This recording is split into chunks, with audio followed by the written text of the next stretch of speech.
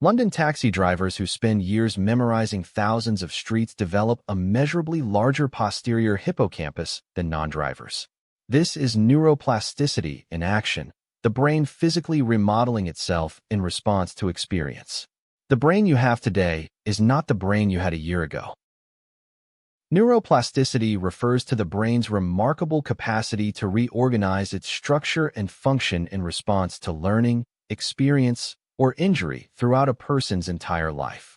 For most of scientific history, researchers believed the adult brain was fixed and unchangeable, a machine that could only lose neurons with age.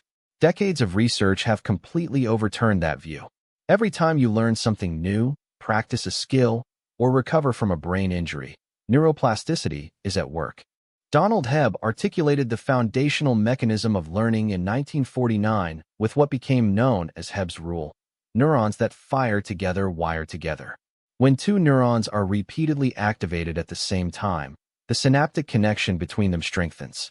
This is long-term potentiation at the cellular level, the chemical and structural changes that make the synapse more efficient at transmitting signals. Practice strengthens neural circuits through this exact mechanism. The brain does not just grow connections, it also aggressively eliminates them through synaptic pruning. During infancy, the brain overproduces synaptic connections at a remarkable rate, and then through childhood, and especially adolescence, it prunes away the connections that are not being used.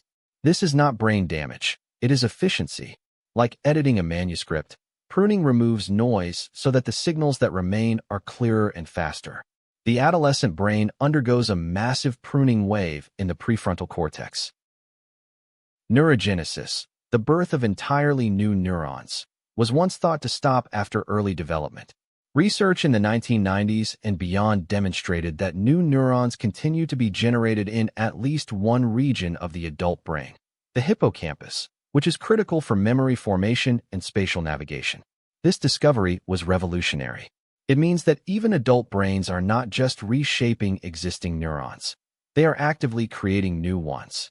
The rate of neurogenesis in the hippocampus is not fixed. It is highly sensitive to lifestyle factors.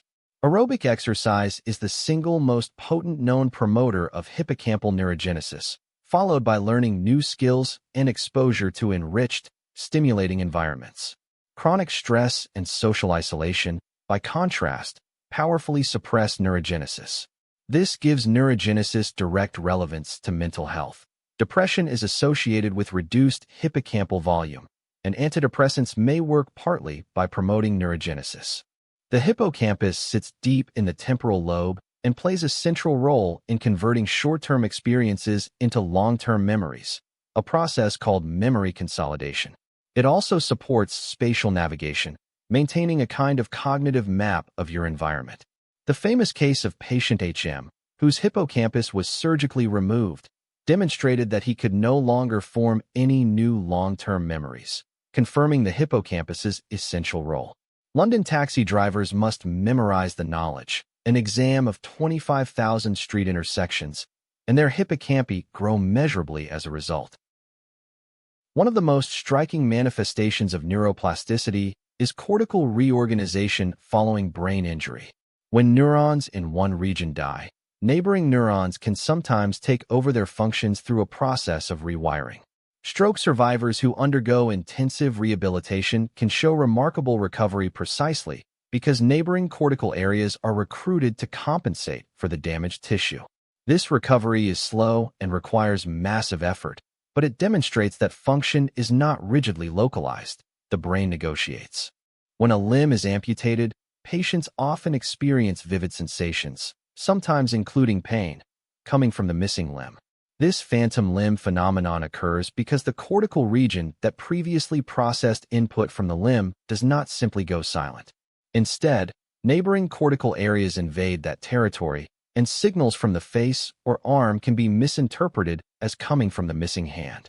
Neuroscientist V.S. Ramachandran used mirrors to trick the brain into alleviating phantom limb pain, exploiting plasticity therapeutically. Critical periods are developmental windows during which the brain is especially receptive to certain types of experience, and during which deprivation has lasting consequences. The visual cortex has a critical period in early childhood, Kittens whose one eye is patched during this window lose functional vision in that eye permanently, even if the eye itself is healthy. Children who are not exposed to language during the language critical period, like Jeannie, never fully acquire grammar. After the critical period closes, plasticity for that function is sharply reduced, but not entirely gone. The brain you have is not the brain you are stuck with. Every skill you practice, every language you learn, every mile you run is physically restructuring your neural architecture. Neuroplasticity means that the most powerful thing you can do for your brain is also simple. Keep learning, keep moving, and keep challenging yourself.